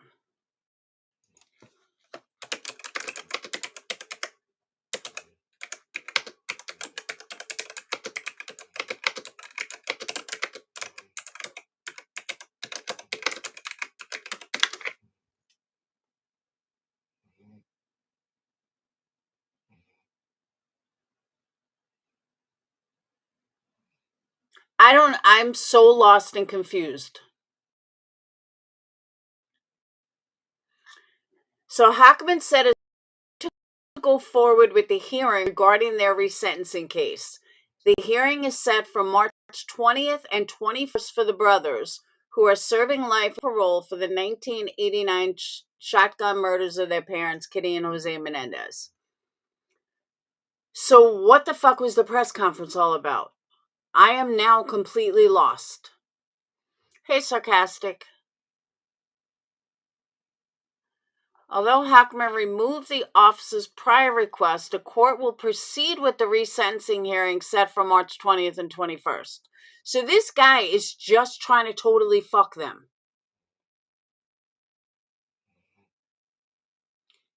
Because the courts are going forward with it.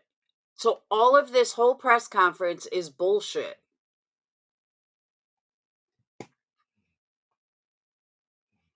A 6 hours ago, a resentencing hearing on March 30th will go ahead as planned. I am so lost. Here, I'll show you guys.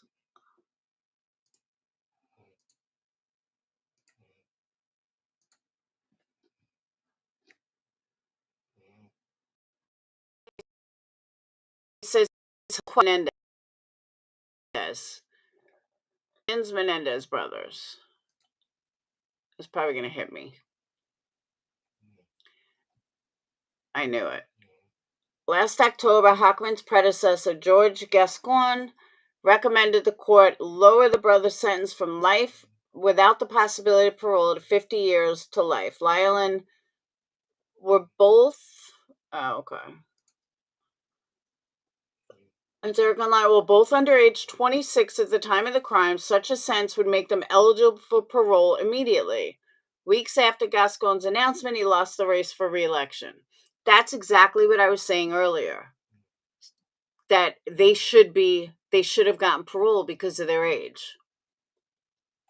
So this DA is just trying to fuck them. Nah, fuck that. They don't have to admit anything. I feel like I just wasted like 2 hours. This guy's trying to make them do shit that they don't have to do.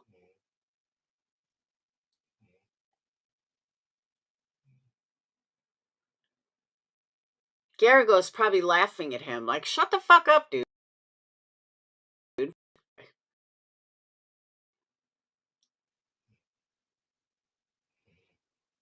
The base for that request, prior motion not examine and consider whether Menendez brothers have exhibited full insight and taken complete responsibility for their crimes. They don't have to. It's up to a judge. He is literally trying to screw them. And I'm pretty confident that Garrigos is smart enough to see right through it. I feel like I just got scammed. All the DA cares about is them admitting to it, so then he could say he's right. I really hope Garrigos is telling them, keep your fucking mouth shut. We'll deal with it at trial.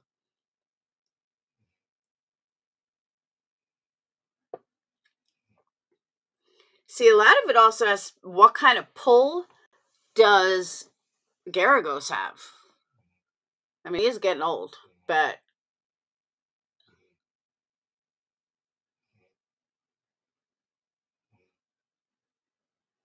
in his statement, Hochman said the request to withdraw a resentencing motion is based on the current state of the record and left the door open to supporting resentencing in the future with some conditions. If they were to finally come forward, oh, that's the DA. Yeah, the court's proceeding with it. Good.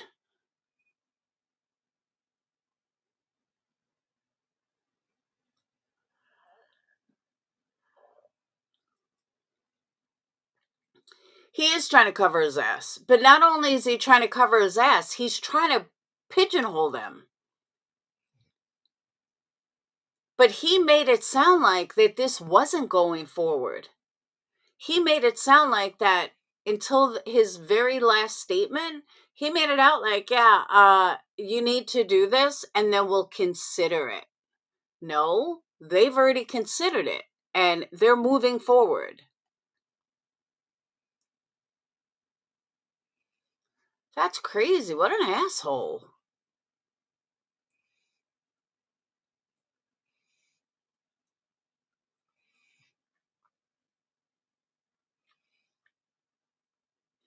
Yeah, 13 hours ago. That was before the press conference.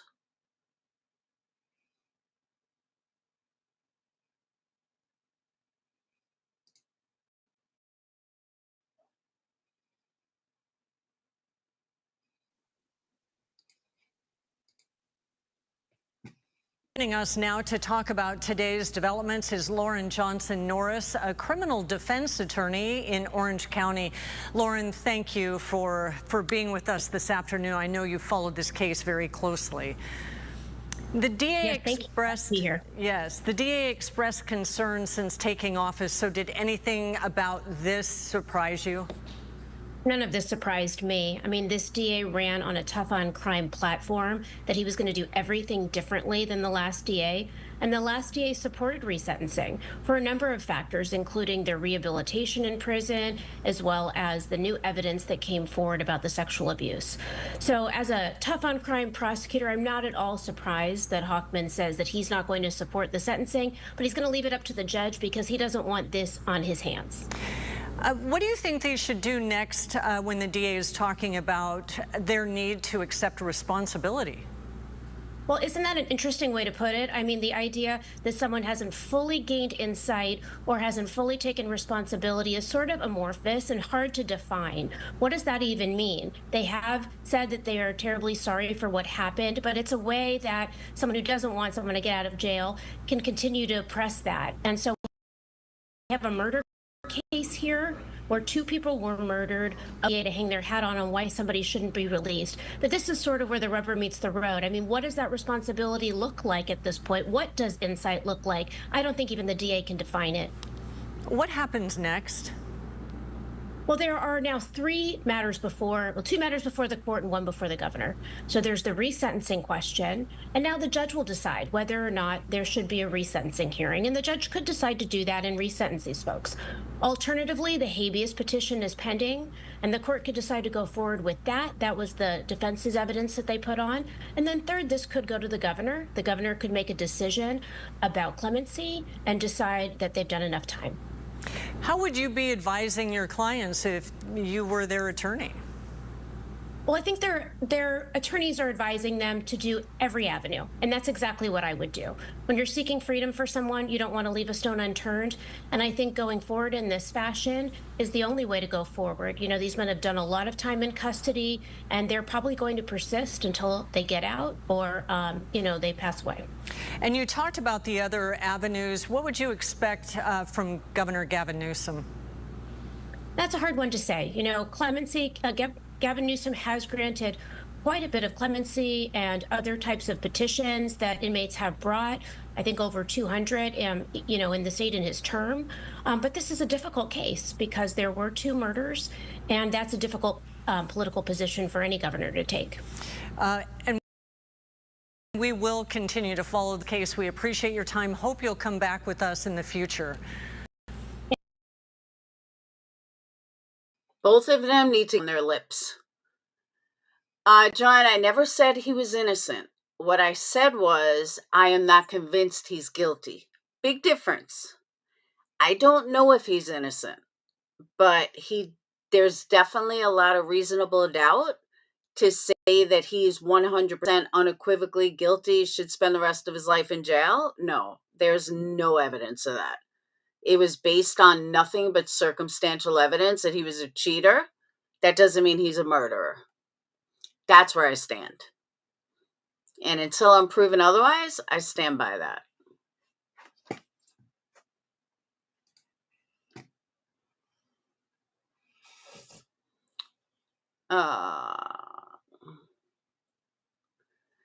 However, we're asking the court. We believe there are legitimate reasons and the interest of justice justifies the withdrawal. They are 54 and 57 years old. I think they're okay.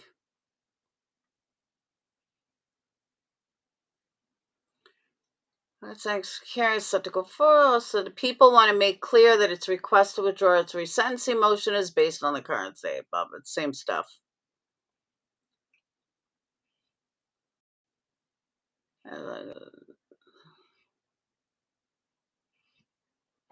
So I don't understand. Is the actual sentence happening? Or the court's going to decide if there's a resentence? Newsom should just let them the fuck out. Plain and simple.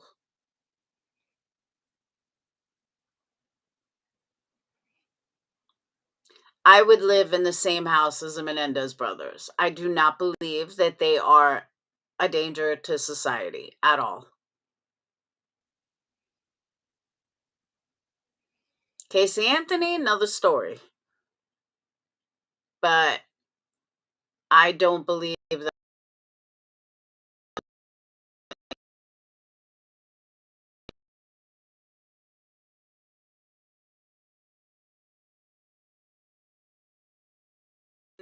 shit.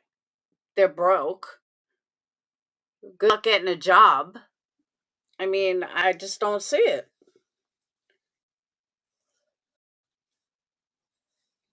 I don't see how they're acting like, they're going to be perfect because they're not.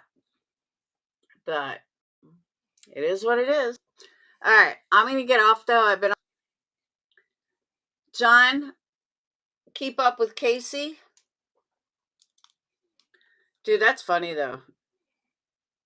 She wants to be a fucking gay advocate. Okay, Casey Anthony. Whatever you say. So I want to thank you guys for coming in. We will definitely keep following up with this. Because, I mean, I followed this case from day one. And I've always found it fascinating. And I kind of side with them. They need to get out. Free the Menendez brothers. So I hope everyone has a wonderful night. I also want to put out there something that I always forget to say. When it comes to candles, members, you get 10% off by putting in members 10. Patreons get 20% off by putting in members Patreon 20. But I also want to let you guys know that subscriptions, if you're the type of person that hates paying tax,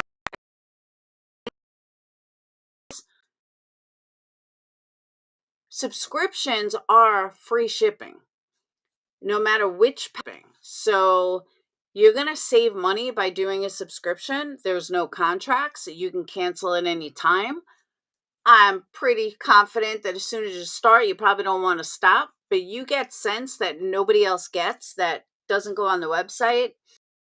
And I hold certain scents back for that when I order new scents that I think everyone's going to love. You guys get first pick at trying, all the new products that I create. So there are definitely some advantages for doing a subscription, and you get an awesome fucking box every month at your door. So there's that. So I just want to put that out there because I always forget to promo it. Once I get my shit together, I'm going to start promoting on TikTok and YouTube and other places with the doing it, right the way I'm supposed to, but I do want to keep pushing my subscribers love. I have ones from day one, and every time I add one, they seem to love it. So now, I'm really building each month, and I think you guys will love them. And again, I hate paying shipping. I will do anything I can to get out of paying shipping. And to know that here's a good way to not pay shipping is I have to buy a subscription that I'm going to end up getting more than if I just bought a candle. Fuck yeah, sign me up. So again, you're not under contract. You can cancel at any time. But it really is a good deal. You get a candle, you get a travel candle. So, but yeah, members, 10% off. And Patreons get 20% off. And that's all the time. So just letting you guys know. All right. But I'll see you beautiful people tomorrow. Have a wonderful night. Thank you for being here. Again, energycandles.com or energycandlestudio.com. Either way will get you to the same place. And I hope you guys have a wonderful night. Peace.